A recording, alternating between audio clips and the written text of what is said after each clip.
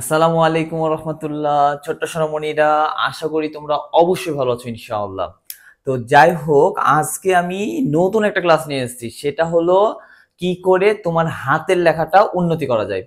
অনেকের আছে হাতের লেখার প্রবলেম আছে, হাতের লেখাটা বোঝাই যায় না। উপর ক্লাসে উঠে গেছে, ইন্টারমিডিয়েট হয়ে গেছে, এসএসসি ইন্টারমিডিয়েট পর্যায়ে চলে গেছে, তাও লেখাই ভালো না।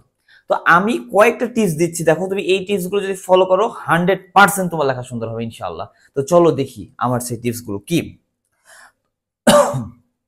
দেখো, আমি এখানে প্রথমেই আরবিতে লিখেছি, দেখো বিসমিল্লাহির রহমানির রহিম। ঠিক আছে, এটা সব লেখাগুলোই আমি তোমাদের জন্য লিখেছি। হয়তো আমার লেখাটা অতটাও ভালো না, কিন্তু তারপর আমি যে টিপসগুলো দিব, হ্যাঁ, আমি এগুলো জানি যে এই টিপসগুলো যদি ফলো করা যায় 100% লেখা সুন্দর হবে। হ্যাঁ, তো দেখো, তোমরা অবশ্যই ফলো করবা। এখানে আমি আজকে আমার যে প্রোগ্রামটা নিয়ে কাজ, সেটা হলো পি নিয়ে। হ্যাঁ, এখানে দেখো পি এর আমি কয়েকটা শাখা তৈরি করেছি, একটা, দুইটা, তিনটা, চারটা, পাঁচটা, ছয়টা।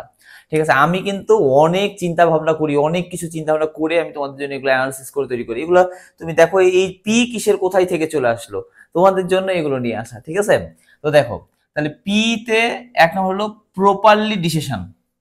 প্রপারলি ডিসিশনটা কি? তোমাকে প্রপারলি মানে সঠিকভাবে সিদ্ধান্ত আগে গ্রহণ করতে হবে যে আমার লেখাটা আমাকে সুন্দর করতেই হবে। যদি তুমি এই ধরনের সিদ্ধান্ত গ্রহণ করো, তাহলে তোমার লেখা সুন্দর হবে, এটা 100% ধরে নাও। ঠিক আছে, এটা এক নম্বর টিপস। তারপর দুই নম্বরটা, প্রপার ম্যান। পিতে proper man, proper man select করতে হবে। স্যার কি প্রপার ম্যান সিলেক্ট?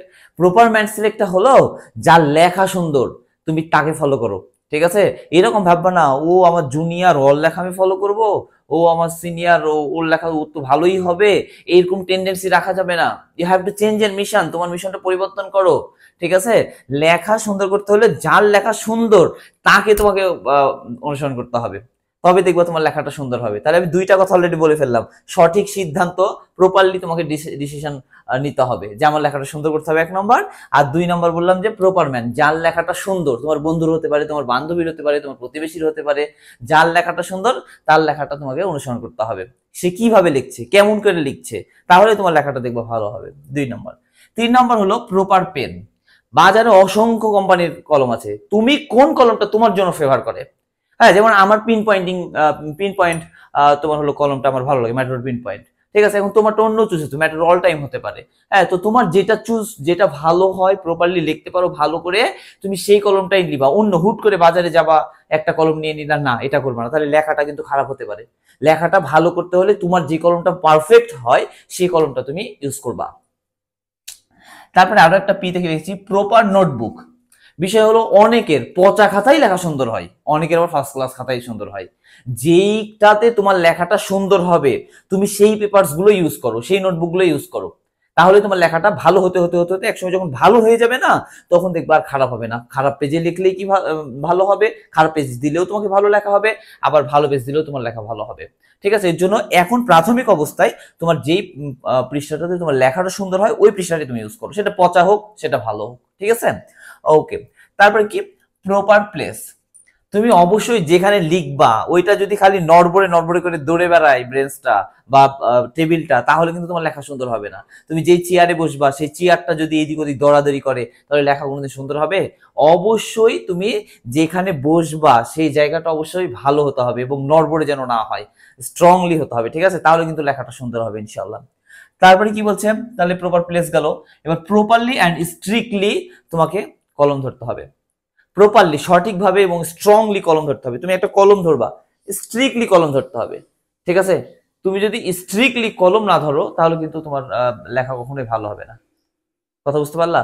তো অবশ্যই তোমাকে প্রপারলি এবং স্ট্রিক্টলি কলম ধরতে হবে। এখানে আমি 6টা তোমাদেরকে টিপস দিয়েছি। দেখো, এই 6টা টিপস যদি তোমরা ফলো করো, তাহলে অবশ্যই তোমাদের লেখাটা সুন্দর হবে।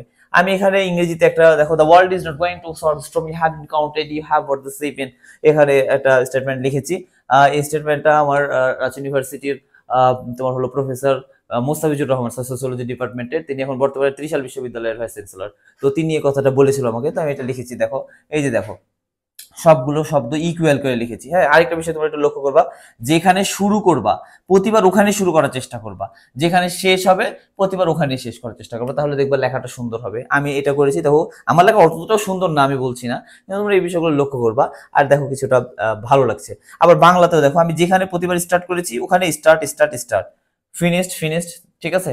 আর শেষে তো এতদূর পর্যন্ত আসছে, তাহলে তার এখানে যাওয়ার কোনো প্রয়োজন পড়ছে না। তাহলে এইভাবে যদি লিখি তাহলে মনে করি লেখাটা কিন্তু অবশ্যই সুন্দর হবে ইনশাল্লাহ, আমি মনে করি।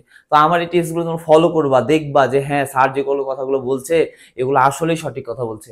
আর এই কাজগুলো করলে তোমার লেখাটা সুন্দর হবে। 1 মাস 2 মাস 3 মাস তুমি ফলো করো, হ্যাঁ, তাহলেই তোমার দেখবে ইনশাল্লাহ হয়ে যাবে। তো আজকে আমার এই পি নিয়ে কাজ। সবাই ভালো থাকো। আর আরেকটা বিষয়, অবশ্যই আমার ক্লাসগুলো তোমরা দেখার চেষ্টা করো, প্রত্যেকটা ক্লাস দেখার চেষ্টা করো, ঠিক আছে। আমি যে গ্রামাটিক্যাল গুলো ইউটিউব চ্যানেলে দিচ্ছি এগুলো লাগবে, ভবিষ্যতে তোমাদের প্রচুর প্রচুর ইম্পর্টেন্ট লাগবে, ইম্পর্টেন্ট থাকবে ইনশাআল্লাহ। তো ভালো থাকো, বাই।